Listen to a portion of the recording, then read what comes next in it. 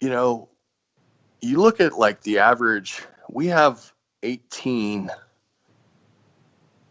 active divisions in the United States Army. And out of the 18 divisions that we have in the United States Army, only a fraction of them are actually gun toters that actually will, infantry people. And when you look at the number of civil servants compared to them, like if you look at the DoD budget in the personnel, there's like 1 million soldiers that we have, and we have like 1 million DoD civil servants. So for every gun-toting, killers that we have, we've got like 20 civil servants out there that support them. I think that needs to change. Absolutely. That's a good point.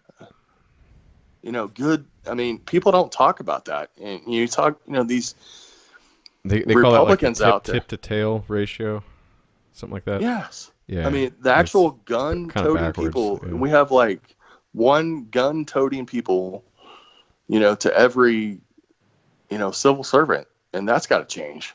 And I mean, there are so many civil servants out there and so many hobby shops out there. This actually That's reminds gotta me change. of something, and actually both of you, in a way, made me think of this because Hans is concerned as people are going to get killed. One of the criticisms of this program is the opportunity cost that it presented because of the size and amount of money it's taken up.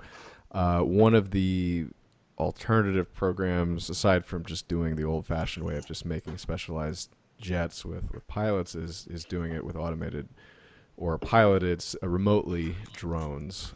And we've seen the rise of the drones in the Obama administration, most notably. But the argument is that basically if you had spent the amount of money you spent on the F-35 on something that would be more approaching, and I can already think of a counter argument, but more approaching Skynet, basically, you wouldn't need to get these pilots killed, and you could also make these airplanes, turn G-forces that pilots would basically just black out in, and just do things that you couldn't do without a pilot. Now, the alternative argument is that, well, that's an untested program. We don't trust computers. They're going to kill us. I mean, that's probably 2% chance, but who knows? But it's also it just may not be as effective. We might need the intelligence of the human and the pilot to make those key decisions on the front lines. But, the advantages of drones are pretty obvious. I mean, you could churn out a vastly higher number of them, relatively speaking, with lower weight, lower cost, higher speed, and they're just disposable. So, you don't really need to worry about stealth as much. You swarm the enemy with these things, and it's like, all the complexity of landing vertically. I mean, you don't even need to land if you think about it. Just make a missile. This is what Russia and China do, by the way. I mean, they don't bother with these things because they're like, in one of the quotes that I found in researching this was the Russians' philosophy. I mean, this is sort of a glib argument, obviously meant to disrespect the American approach, but they basically said, you in America design weapons to pay Lockheed, and we design weapons to kill people. And so if you just reverse, what the sort of orientation of, what are you really doing here? I mean, after the Soviet Union fell apart, Russia really had to make some tough choices. I was talking about that earlier about people not really having the pressure on, and we're just kind of complacent. We can just screw around for 30 years on developing a plane to rule everything, and by the time we're finished, well shit, these hypersonic missiles are just going to knock them out of the sky. Well, what the hell did we accomplish? I mean, it just took so long. So it's like, to Hans's point, like we're putting all our eggs in one basket. It's too slow. We don't have enough options out there in case we make mistakes, which is inevitable. So like, why can't we just use drones? Like, why did we have to go with this platform? I guess is my question. Well, I hate to like quote Pierre Spray, but if you look at the Republican Party, there's like a caucus called the Depot Caucus in the United States that basically all the senators, all the representatives. I mean, they in all those states where they have the Depot Party. I mean, it's a jobs program. It is. I mean, it's a very expensive one at the end of the day. I mean, I worked with Lockheed for 5 years, and I really can't get past that. I think he's got a really good point about that. I think at the end of the day, it's about keeping the last vestiges of high-paying jobs in the United States. Where you don't have H-1B visas. And to get hired on with Lockheed, I mean, you got to know somebody. I mean, that's really where it's come up, and it's really where it's come down to. Yeah, it's like a union gig. No, I mean, it definitely is a union gig. I mean, I can go off on the union within the defense contractors for hours, but if you get there, it pays a decent wage. I work in the commercial world today. I worked at Walmart corporate offices for 5 years after I, left Lockheed Martin. And I can tell you it pays a hell of a lot more, but you have to bring a lot more to the table. And Lockheed Martin is one of those that you can just be average and you can succeed with that. And I think it's one of the last vestiges of unionization that you really have in the United States, which is very sad. Well, I'd like to ask a final question if nobody has any more thoughts. And Nick, if you're still there, you can please jump in. But given that we can't go back in time, unless you're Doctor Who or somebody, we don't have the choice of changing what we decided back in 1993.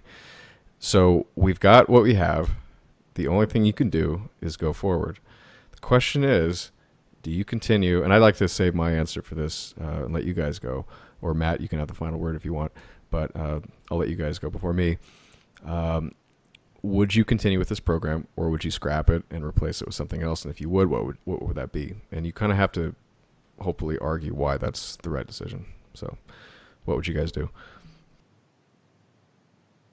Scrap it. There's a lot of good tech. There's a lot of great tech that's come out of it, and I'm actually glad that we've spent money on things like this. I think these are worthwhile endeavors to create pieces of technology across the spectrum that do all sorts of amazing things no one's ever thought of. I'm fully on board with that kind of R&D. I think we should do more of it. But this program has created a very unusable plane, I think. And as Matt has really laid out, it is not sustainable. And in 10 years or less, we're going to be talking about the 6th generation fighter. And before this thing is actually fielded and really utilized, it's already going to be effectively obsolete from an R&D standpoint.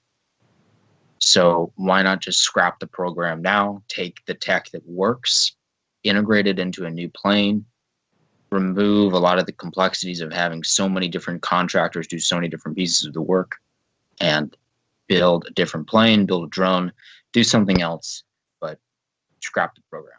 Give it a 2-year period to kind of wind down, get everyone resituated, but let's just move on and let's develop the next generation of fighters. Let's do something totally different. But there's a lot of other areas that these pieces of tech could be utilized, and we should pursue that. If we continue to stick on the program, not look at the opportunity cost, I think that we've really wasted a huge amount of very smart people's time for nothing. Matt, Hank, or Nick? Yeah, I think based on the wars that the United States is likely to fight in the future, and the worthlessness of the wars that the United States is likely to fight in the future, I really don't see the point on spending money on any weapon system. Any weapons? I mean, like close the Pentagon? What do you mean? I mean, honestly, like, what do you really need the United States Air Force for? Like, what do they do that's in the interests of the American people? I mean, I agree with Hank. you. I agree, but this is kind of maybe a little bit outside the box of what I meant. Yes, this would be like if you can get all your wishes with the genie's bottle, but like I'm not talking about like. Let's pretend that you are in the White House. If you okay? want like the same capability, I would just say like quadruple down on drone technology. Just like make the bet and stick with it. Okay, I'll add my 2 cents, and then Matt, do you want to have the final word? Yeah, that's fine.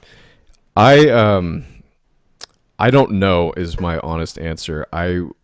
I can sympathize with all these arguments. I'd have to really see the viability from people who are actually working on the programs and are honest actors, hopefully, to explain to me what the viability of these weapon systems are. Obviously, we've learned a lot. We've crash tested. I mean, literally, unfortunately, but figuratively as well. A lot of these technologies. It's not like we've wasted all of the money and all the time. So you could probably repurpose a lot of this stuff. My instinct would probably be to look at other alternatives, see if you could put them into better airframes. I think the multi-role, especially with the Marines after listening to this, just seems to be outside the scope of what the majority of the military needs. I would say they get their own separate plane and then do more of the F-22 stuff. But I wouldn't throw away necessarily everything and just say the whole thing like the maybe just go back to the F-22, something like that. But the idea of starting over is very tempting, but that can offer a lot of risks as well. And the instinct that I have about drones may be wrong, for one, but two, it's just an unknown. Like I just don't know, because we haven't really fought in combat with those types of technologies to the scale at which we have with these other older systems, which is effectively what the F-35 is. It's basically a pilot in airframe with buttons that launch missiles and guns.